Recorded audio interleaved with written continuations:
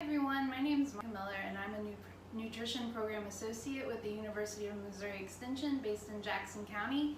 Today I'm going to show you how to make an Asian citrus chicken dish from foodhero.org. So I think most folks, both kids and adults, really enjoy that Chinese American takeout style kind of food. I know I certainly do, but unfortunately that food is lacking in a lot of nutrients. You don't find a lot of fresh vegetables necessarily, lean meats. While on the other hand, a lot of those dishes are really high in added sodium, added sugars, and the type of fats that aren't as good for our body. So because of this, I've been really into making my own takeout style Asian dishes at home lately. And this citrus Asian chicken is definitely a go-to in my house. I also make this almost every single time that I teach a children's class, and it's always a huge hit. So it's a really big, family-pleasing meal. For this dish, we really don't need a whole lot of equipment. You need a fairly large skillet because you're gonna see here when we go through the ingredients, we're working with a pretty big volume of food. So I've got this nice about 10 cup skillet right here, and I'm gonna go ahead and heat that up to 350 degrees so that it's ready to go here in just a minute.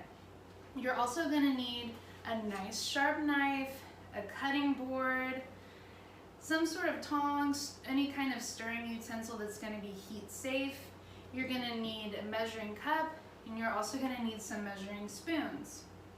For our ingredients, it's a little bit of a lengthy list, I will admit that. However, a lot of the ingredients are things that are really common. Most people already have them in their refrigerator and pantry. Again, because of that really lengthy ingredient list, I hope you will all forgive my cheat sheet right here. So let's get started. I've already washed my hands, warm water, soap, 20 seconds, got them nice and clean. So let's go ahead, let's make things easy on ourselves. Let's go ahead and make sure we have everything we need chopped, measured, ready to go so that we can get cooking. The first thing I need is 2 tablespoons of vegetable oil, 3 chicken breasts that are skinless, boneless, and cut into small cubes. You can do 2 slices of ginger root, or you can do a half a teaspoon of ground ginger, which is what I'm gonna do today. And I've got that mixed in with my garlic powder, which is about a 1/4 teaspoon of garlic powder. You could also use a clove of fresh garlic if you have that on hand. We need 1 8-ounce can of pineapple chunks that I've got drained right here. If it's at all possible, look for that canned pineapple that's either canned in water or canned in its own juice so that you can avoid some of those added sugars that we're trying to kind of leave out of this recipe so it's a little better for us. You're also gonna need some chicken broth, or you can also use water that you've mixed with a bouillon cube, which is what I've done right here. So half a cup of that reconstituted chicken bouillon. You're gonna need 2 tablespoons of vinegar. I'm using rice wine vinegar because I have it, but any vinegar that you enjoy cooking with is gonna be great in this recipe. We need 4 cups of sliced vegetables. When I'm making stir fry, I think it's kind of like a fun personal challenge to try to get as many colors as I can get.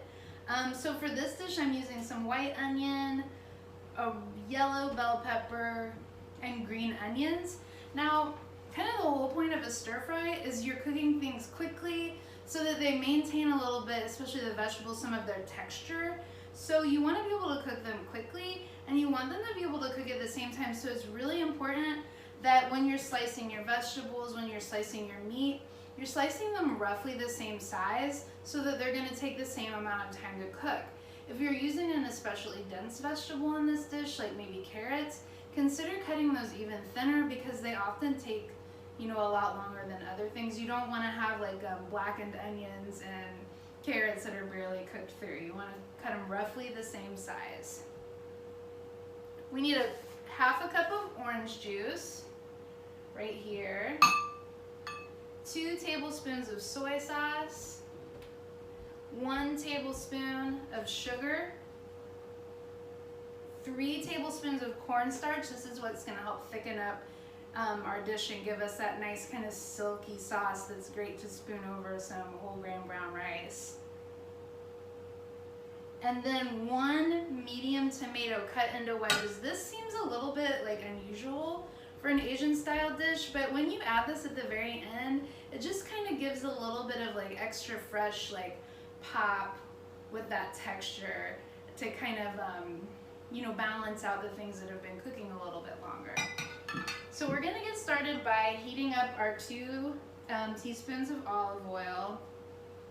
And to that, I'm gonna add my chicken breast.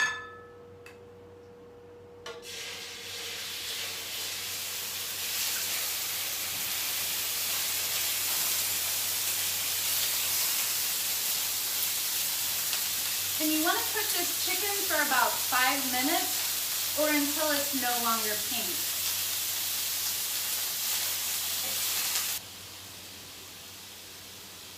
Thanks to the magic of television, we're back. It's been about 5 minutes and my chicken is no longer pink, which is telling me that it's nicely cooked through the whole way. I'm gonna go ahead and add my ginger and garlic powder. Just gonna sprinkle that over the chicken to coat. Give that a stir, kind of wake those spices back up by letting them come into contact with the heat before we start to add our liquids. That smells so good. Okay, then I'm gonna add my pineapple juice that I've separated from the pineapple chunks and my canned pineapple.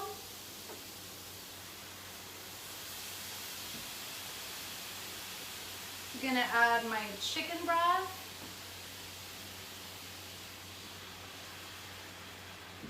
And I'm gonna add that vinegar.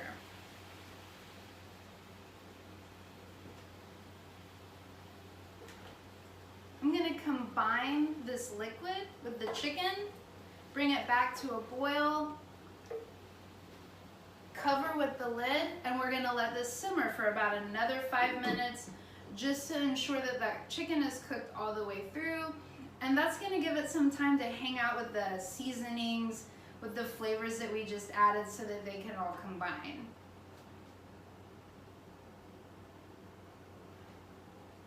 It's been 5 minutes that the chicken's been in there cooking with the juice and broth and seasoning, so I'm gonna carefully remove the lid by opening it so that the steam comes out away from my face. Glasses wearers beware, you will get steamed up here for a second probably. Well, yeah, I need some little windshield wipers. And the next thing we're gonna do is add those sliced veggies. So 4 cups of sliced veggies. Again, I'm using green beans, yellow bell peppers, and onions, but you can use any vegetable that you and your family enjoy. I've made this recipe probably a million different ways. It's great with zucchini, it's great with carrots and celery, it's great with mushrooms, spinach. So whatever is going to get your family interested in this, go ahead and use those vegetables.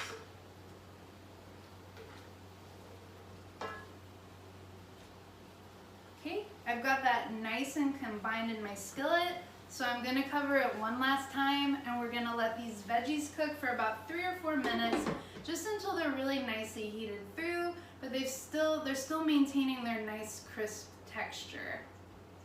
For about 3 minutes, we're on to our final steps. This smell is driving me absolutely wild, so I'm pretty excited.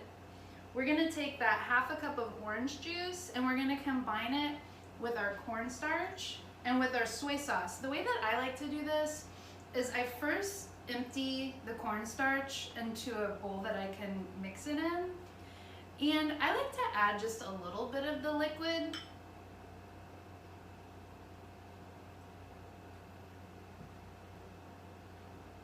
And then go ahead and combine it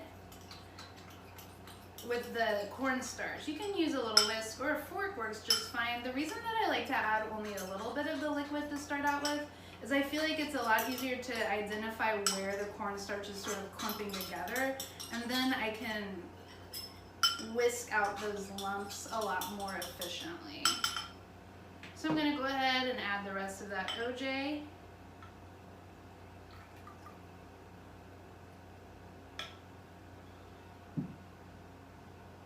my 2 tablespoons of low sodium soy sauce. Give that an extra little stir. And then I'm gonna add my tablespoon of sugar.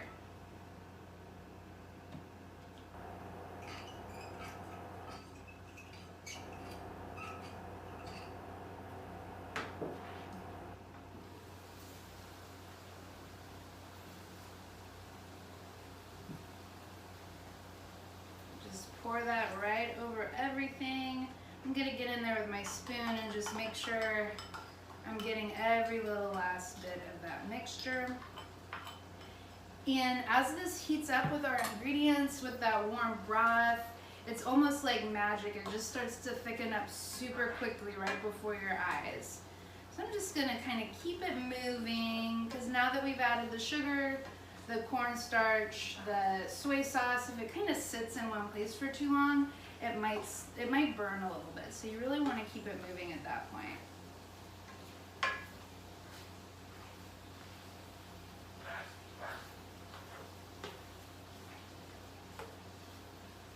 Yum. All right, nice and thick. I've got that saucy base so that I can put it over my brown rice later. I'm gonna go ahead and add those pineapple chunks. Stir that in. Woo! Getting foggy again.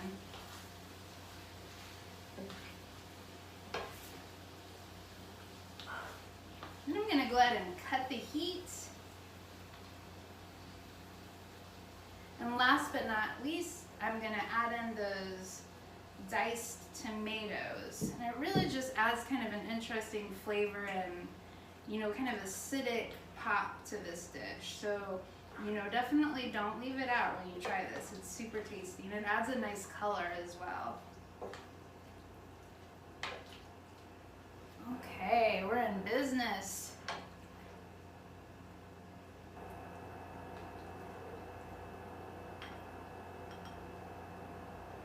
Get some of those nice red tomatoes in there.